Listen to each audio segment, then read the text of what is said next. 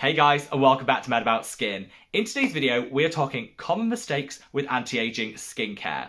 Now, there are so many different products, application techniques on the market, it can get a little overwhelming and a little bit baffling. However, these common mistakes could be preventing you getting maximum results from your own skincare routine, and I never want that to be the case. We're going to talk about it in today's video and pick it all apart. I want to keep this super chill and relaxed because I'm going to be applying my own morning anti-aging skincare routine as we go through the video, so you can see which products I choose, how I apply them, and all of that good stuff. So sit back, relax, let's talk common mistakes with anti-aging skincare. Now, before we get into this video, there's a couple of things I want to share that's kind of relevant to the skincare that I'm going to be demonstrating today. First up, my age. I'm 36. Ancient in YouTube years, but here in the real world, still relatively young. And a lot of people will say to me, what's the right time to start an anti-aging skincare routine? Honestly, there is no right time. I'd say make sure you're using an SPF no matter how old or you happen to be. And from there, listen to what your skin is actually saying. Over the past couple of years, I've noticed an increase in fine lines and wrinkles, some loss of firmness and elasticity, which is why I decided to increase the amount and quality of the anti-aging skincare ingredients that sat in my routine. These timeframes won't apply to everyone. And some people say, is it too late to start? Never. It is never too late to start a good comprehensive skincare routine. And in this video, I've got a little something for everyone's budget. So if you want to keep it super affordable, there's products here that'll work for you. If you want a little bougie, there's also something that might pique your interest.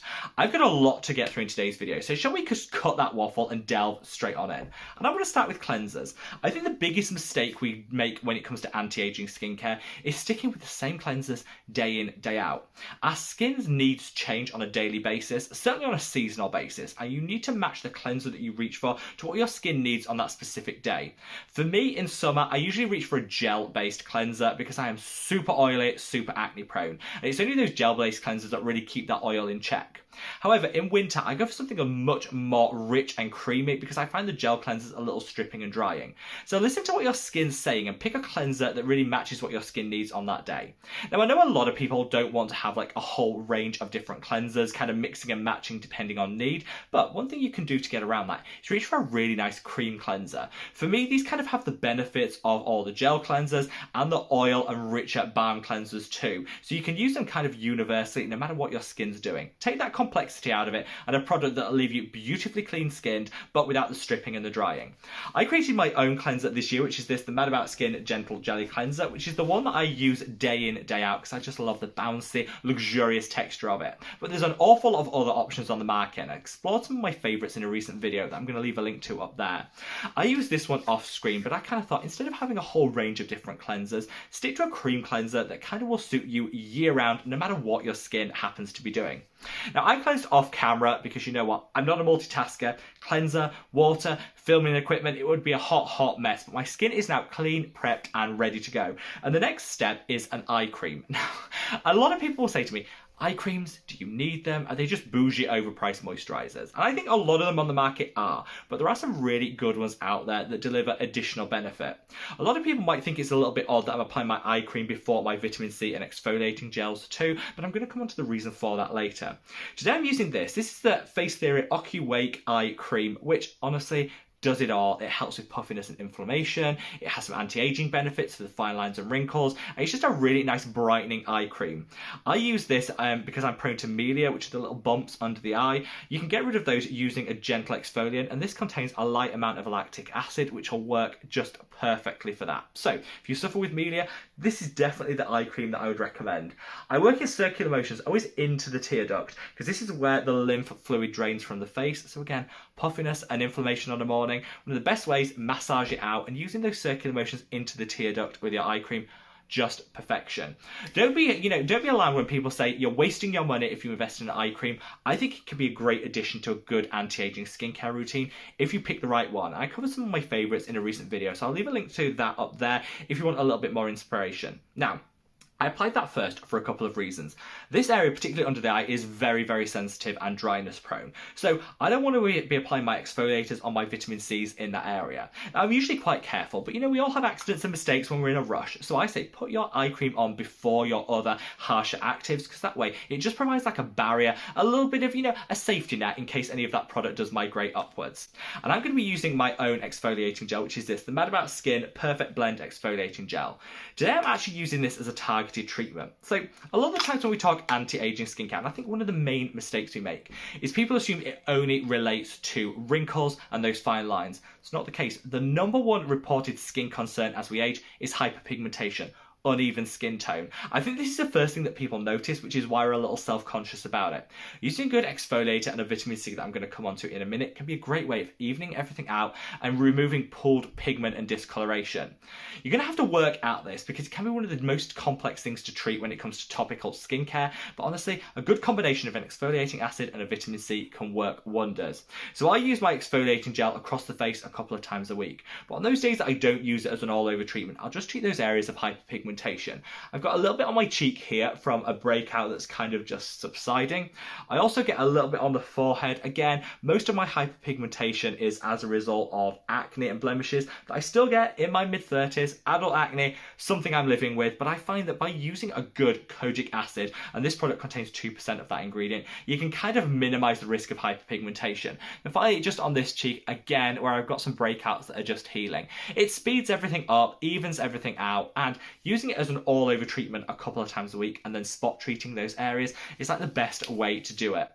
Now I'm going to come on to my vitamin C. This is the Allies of Skin 20% vitamin C brightening and firm serum. A little bit bougie, a little bit up there in price point, but you get really quick results with it. However, if you don't want to reach for an Allies of Skin price point, you could reach for the Geek and Gorgeous Sea Glow, fraction of the cost, and gives you very similar outcomes. You might just have to be a little bit more patient because those outcomes take a little bit longer to materialize. So, like I say, mistake number 2 is not focusing on hyperpigmentation, kind of allowing fine lines and wrinkles to be all-consuming. Different things will impact people in different ways, so you've always got to work out what is the thing that you really want to target and treat when it comes to your skincare routine. But just don't automatically assume that anti-aging skincare means fine lines and wrinkles. Actually, it could mean hyperpigmentation, melasma, and discoloration just as much, if not more. So my vitamin C, I like to apply this is actually running quite low, but you know what, I'm the sort of person that likes to get every last drop, so I always cut the tube open, take the pump out, whatever product packaging is in to get every last drop of the product. Now, I think mistake number 3 concerns vitamin C. Lots of people think that they can't use a pure form vitamin C, ascorbic or L-ascorbic acid, so they have to do without this ingredient. You don't. There are so many different forms of vitamin C on the market. And if you've got super sensitive skin that can't tolerate a high potency vitamin C, reach for a derivative.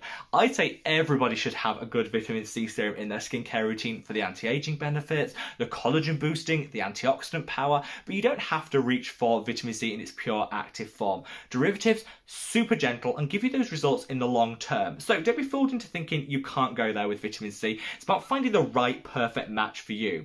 I covered some of my favourite vitamin C derivatives in a recent video, which I'll link up there. So whilst I'm using a pure form ascorbic acid today, there are other alternatives to those that have super sensitive skin, and I would definitely recommend you explore them. Now, as that sinks in and just gets to work on the hyperpigmentation, I want to call out mistake number 4, and that is neglecting calming and soothing in your routine. Now, the number 1 trigger of collagen degradation, which leads to a loss of firmness and elasticity, is inflammation in the skin. Inflamed skin, never healthy. So anything we could do to just calm and soothe, restore that equilibrium has to be a good thing, and I would recommend everyone have a calming and soothing step in their skincare routine. For me, I like to use a blend of these 2 products. So we've got the Stratia Rewind, fabulous anti-aging, calming, soothing serum, and well, this is the Vanessa Wardle Booster and Revitalizing Serum. Both of these are holy grails. This one's slightly cheaper, so the Vanessa Wardle one I paid €4 for, beautifully drugstore, but packed for like zinc, magnesium, calming and soothing botanicals, and the Stratia one a little bit more expensive, but you've got DMAE in here, which is one of my favourite anti-aging ingredients. This one you can definitely get in the States. This one is more of a European brand, even though it's actually formulated out of Canada, so shop around to find the one that works best for you. Today I'm going to use the Vanessa Wardle one because I'm just loving it so much, and I like to be fairly lavish with this because I want everything to be calmed and soothed before I move on to my peptides and then my sunscreen. So this comes in this beautiful purple packaging, but it's actually a clear serum, and I find just a few drops of this will cover the whole face, just restore that equilibrium, ready for the next steps in my routine. I don't let this sink in completely because I find, you know, having a little bit of dewiness to the skin between each step just means that the products are going to absorb better, penetrate deeper, so you get a little extra bang for your buck, which is one of my favourite top tips and hacks that I always share. Now I want to come on to peptides, and I guess this is mistake number 5 when it comes to anti-aging skincare, skincare, neglecting your peptides.